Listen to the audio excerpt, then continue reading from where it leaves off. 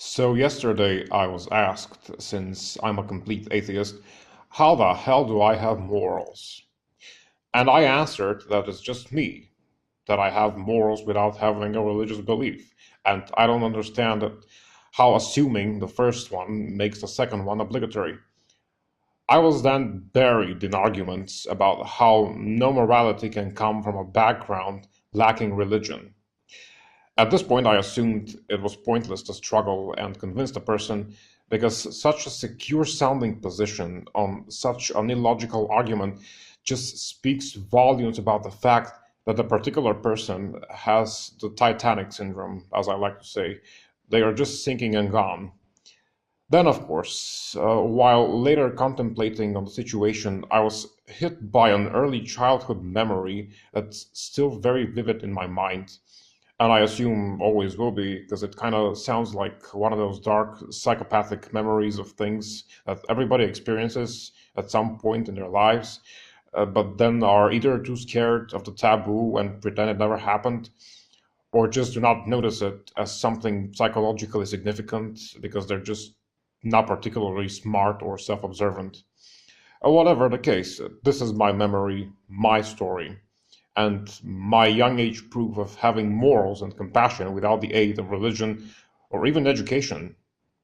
I grew up in a poor country, and mostly the rural parts of it. My family had livestock, a flock of ducks included. When the particular occurrence happened, I remember still being in kindergarten, playing with my kindergarten mates and stuff, which means that I was below or maximum at the age of 6.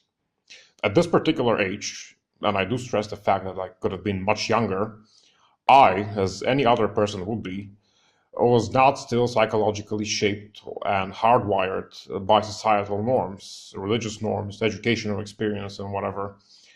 I didn't know what the fuck a law was, what God was, and what it meant to be a good fucking person. So I remember just sitting on the ground one day, there in our yard, with the flock of ducks all around me. And as I was playing, one of the newly hatched ducklings passed by me, and I just remember grabbing it by the throat, because it looked interesting. And grabbing it without measuring the strength of my grip, mind you. And so I just watched it. I particularly remember how it didn't really move its body. It just closed its eyes, opened its little beak, stuck its tongue out, and stayed like that. That's for a few seconds, at least as far as I recall. Then something pops up in my head and I loosen the grip, and its eyes open again. The beak closes and it just looks at me. Then I tighten the grip for a second time. I specifically remember being curious about whether it'll close its eyes and stick its tongue out again. And it did. Then I did it for a third time.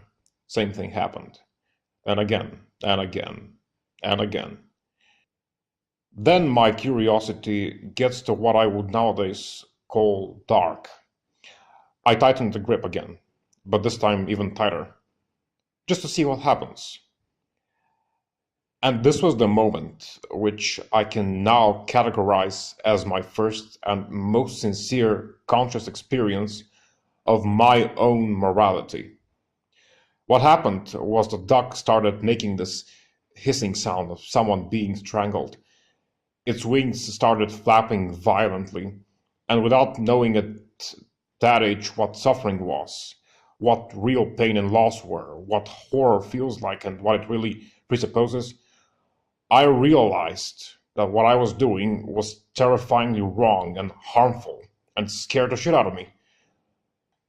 I let the duck go in panic, and it just walked away as if nothing had happened. But I stood there frozen, thinking. To this very day, I remember the piercing feeling of guilt and how it stuck with me throughout my childhood.